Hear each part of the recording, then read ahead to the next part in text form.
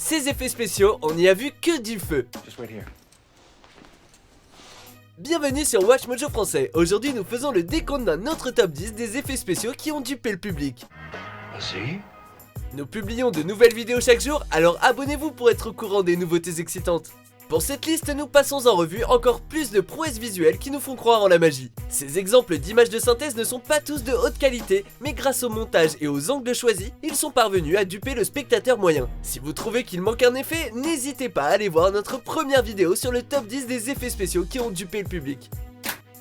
Numéro 10, le rat, les infiltrés. Got this rat, this annoying, eating rat. Vu le rôle métaphorique que jouent les rongeurs des deux côtés de la loi dans ce film, la plupart des gens pensaient que celui qui apparaissait à l'écran était authentique. Notre ami à fourrure se montre à la fin du film et court sur un appui de fenêtre. Incroyablement réaliste dans sa manière de renifler et de filer, la ressemblance est troublante. Look, there is a rat in your unit, that is a fact, alright? Mais malgré son apparence réaliste, le rat est une image de synthèse. On ne sait pas trop s'il est entièrement numérique ou non, mais l'effet est le même. Symbolisant astucieusement les rats, alias l'équivalent d'une taupe en anglais, il s'agit de l'un des meilleurs plans du film.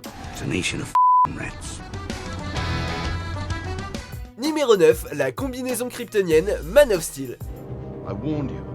Harvesting the core was suicide. Intégrer ces combinaisons kryptoniennes élégantes dans le film blindé d'action de Zack Snyder n'était pas évident, mais grâce à la magie des images de synthèse, c'est réussi. Dans la scène d'ouverture sur Krypton, la plupart des costumes détaillés étaient réels, mais comme l'a expliqué Michael Shannon alias Zod, ces costumes étaient faits de mousse en latex et étaient trop encombrants pour les autres scènes du film. This council has been disbanded. Pour avoir les meilleures performances possibles, les Kryptoniens étaient filmés en combinaison de motion capture afin que leur tenue soit ajoutée numériquement en post-production. Il en va de même pour Henry Cavill. Pourtant, les combinaisons sont irréprochables dans leur réalisme. Nice suit, son. Numéro 8, le visage de Lex, Jurassic Park.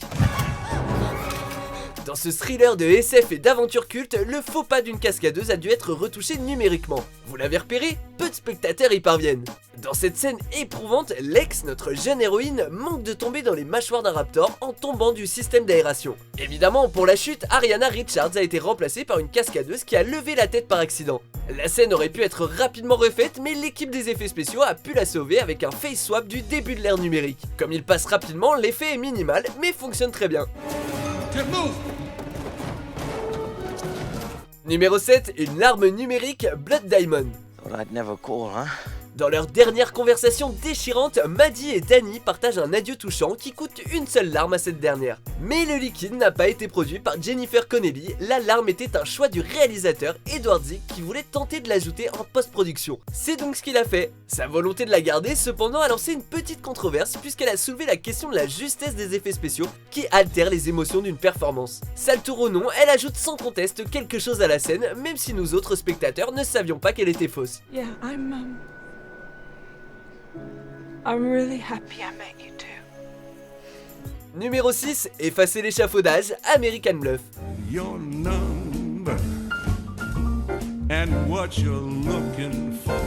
C'est loin d'être flagrant quand on regarde le film et pourtant American Bluff, réalisé par David O. Russell, possède des effets spéciaux assez chers. Si l'histoire est plutôt réaliste, il a fallu environ 600 effets visuels pour ramener les années 70 à la vie. Le réalisateur est connu pour sa minutie et dans ce cas, cela signifiait effacer avec attention les détails de l'arrière-plan moderne. Pour remonter dans le temps, l'échafaudage a été retiré du célèbre Hotel Plaza à New York, les immeubles de la ville ont été ajustés et les voitures contemporaines ont été coupées au montage. Par contre, les 30 kilos en extra de Christian Bale, eux, étaient bien vrais. Who starts a song like that? Numéro 5, John McClane à Harlem, une journée en enfer. There's a white man standing in the street. I've seen one. Not like this. Dans ce troisième opus, lorsqu'un terroriste force le héros John McClane à porter une phrase raciste au milieu d'Harlem, la tension est élevée. Vu que la scène se tournait vraiment dans Harlem, la prod risquait de subir le même conflit dans le monde réel. Réalisant qu'il risquait de mettre Bruce Willis en danger et de démarrer une émeute, l'équipe a décidé d'utiliser une affiche vierge pendant le tournage de la scène. You having a nice day, sir? You feeling alright? Les célèbres mots ont été ajoutés sur l'affiche en post-production, permettant au réalisateur d'éviter des controverses dans la presse. Comme la phrase était dangereusement offensante, des versions télévisées du film ont modifié l'affiche pour y mettre « Je déteste tout le monde ». You are about to have a very bad day. Tell me about it. Numéro 4, les plans de caméscope Night Call. What are you after?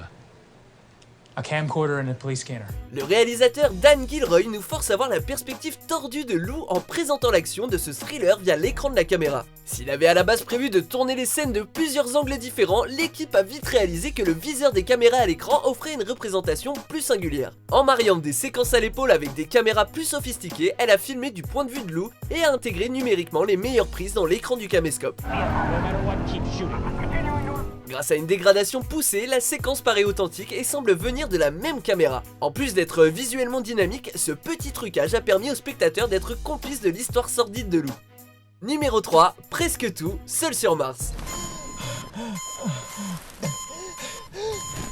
Si Ridley Scott n'est pas réellement allé sur Mars pour ce long métrage interstellaire, il a aussi décidé d'éviter une bonne partie de la Terre. Si une partie des plans vient des déserts de Jordanie, la majorité des effets visuels ont été ajoutés en post-prod. Afin de garantir un environnement contrôlé, une bonne partie de l'œuvre a été filmée sur un plateau entouré d'un énorme fond vert. Ce sont les visières des astronautes qui ont causé le plus de problèmes puisqu'elles reflétaient l'équipe et le matériel, étaient donc parfois remplacées par des images de synthèse et des reflets plus appropriés. Entre les plateaux détaillés et les finitions de l'œuvre terminée, ils sont parvenus à conserver l'illusion martienne. Mark Watney, Space Pirate. Numéro 2, Leslie Mann nue, échange standard.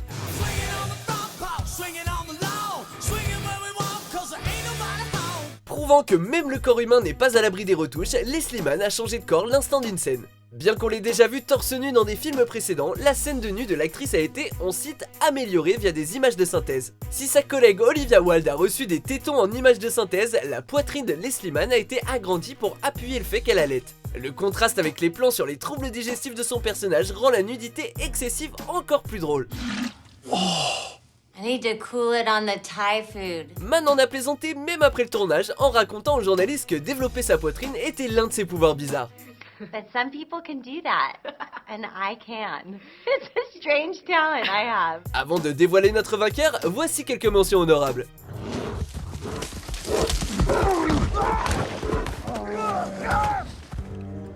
That wasn't so bad. That was penicillin. I took a detour through your defense lab. Numéro 1, les jambes disparues de Dan Taylor, Forrest Gump.